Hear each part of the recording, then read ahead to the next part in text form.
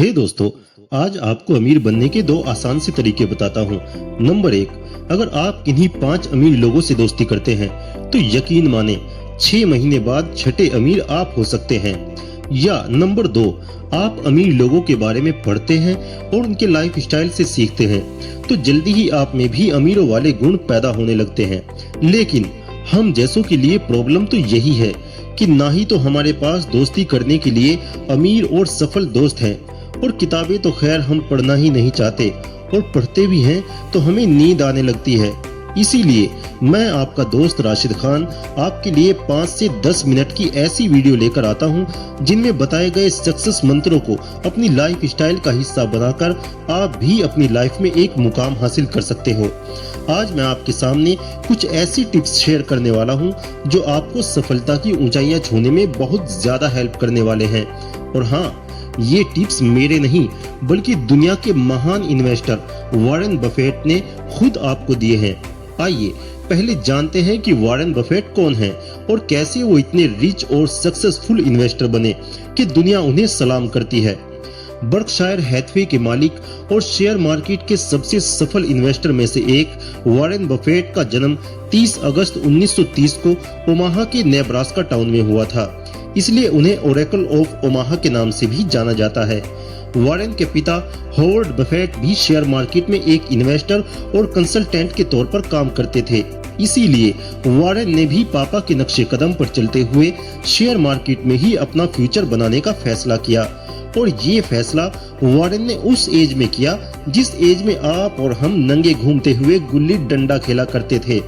Warren Buffett ने अपनी स्कूली पढ़ाई वाशिंगटन डीसी के वुडरो विल्सन हाई स्कूल से की। उसके बाद पेंसिल्वेनिया यूनिवर्सिटी से ग्रेजुएशन करने के बाद कोलंबिया स्कूल ऑफ मैनेजमेंट से प्रबंधन यानी मैनेजमेंट की पढ़ाई पूरी की। एक आम इंसान की तरह ही वॉरेन बफेट की लाइफ भी हमेशा उतार चढ़ावों को पार करती रही। अपनी टीन एज में इन्होंने अपने जेब खर्च के लिए घर घर जाकर च्युइंगम, कोका कोला और तरह तरह की मैगजीन भी बेची, और अपने दादा की किराने यानी परचून की दुकान पर काम भी किया, और साथ ही लोगों के घरों में अखबार भी पहुंचाए। आज 90 साल की एज को पार कर चुके अरबों डॉलर के मालिक वॉरेन बफेट ने अपना पहला स्टॉक 11 साल की एज में खरीदा था, और 13 साल की एज में पहली बार उन्होंने टैक्स फाइल कर दिया था। 1965 में वॉरेन ने जब बर्कशायर कंपनी को संभाला तो उस समय ये जबरदस्त घाटे में चल रही एक टेक्सटाइल कंपनी थी, लेकिन आज के समय में ये जेरिको, बैटरी मेकर ड्यूरासेल और रेस्टोरेंट चेन डेयरी क्वीन समेत 60 से ज्यादा कंपनियों की ओनरशिप रखती है। वैसे बात जब भी अमीरों की या अमीरी की आती है तो आम इंसान इन्हें गालियां देते हैं या बुरा भला ही कहते नजर आते हैं। दरअसल मानो या ना मानो, ये हमारी जेलेसी या ईर्ष्या ही है जो हमसे ऐसा करवाती है।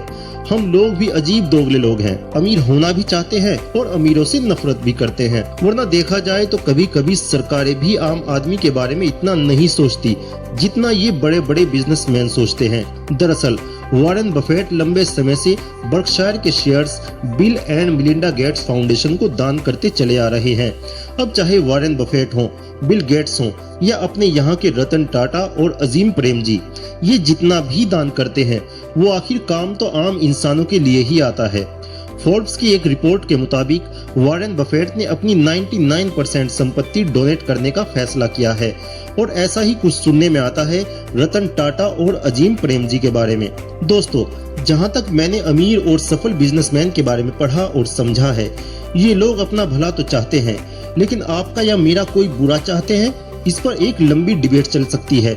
वैसे अपना भला कौन नहीं चाहता यार, ऑफ कोर्स सब चाहते हैं। आज जियो वाले मोटा भाई ने रिचार्ज के पैसे बढ़ा दिए तो हम सबको बुरा लग रहा है, और चारों तरफ लोग मुकेश अंबानी को पीठ पीछे बुरा भला कह रहे हैं। लेकिन इन्हीं मुकेश अंबानी ने आपको सालों तक फ्री या फ्री के बराबर अनलिमिटेड डाटा दिया था, जिसका इस्तेमाल कुछ लोगों ने नेम और फेम कमाने में और लाखों करोड़ों कमाने में किया।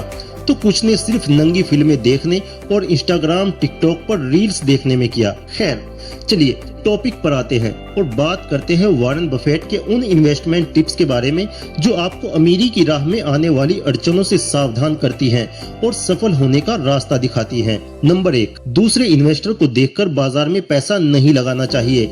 इन्वेस्ट उसी काम में करें जिस काम की आपको नॉलेज हो। नंबर 2, अफवाहों पर ध्यान नहीं देना चाहिए। शेयर मार्केट में अफवाहें बहुत चलती हैं।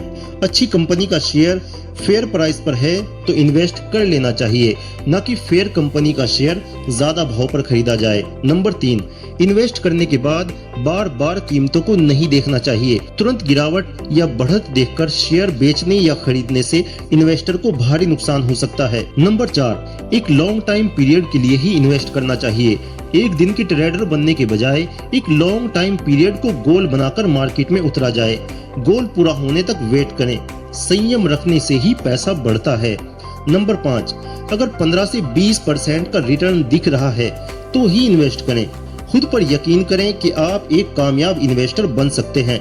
अलग अलग अच्छी जगह पैसा लगाएं जिससे पैसा डूबने का रिस्क कम होता है। नंबर 6, जब मार्केट डाउन जा रही हो तो इन्वेस्टर को खुद को शांत रखना चाहिए और हड़बड़ी में शेयर बेचने का कदम नहीं उठाना चाहिए। किसी भी काम में पैसा लगाकर लंबे समय तक उसे फॉलो करना चाहिए। नंबर 7, बाजार में जब गिरावट आए तो डरने के बजाय थोड़ा लालची बन जाना चाहिए। गिरावट हमेशा इन्वेस्ट के अच्छे मौके लाती है।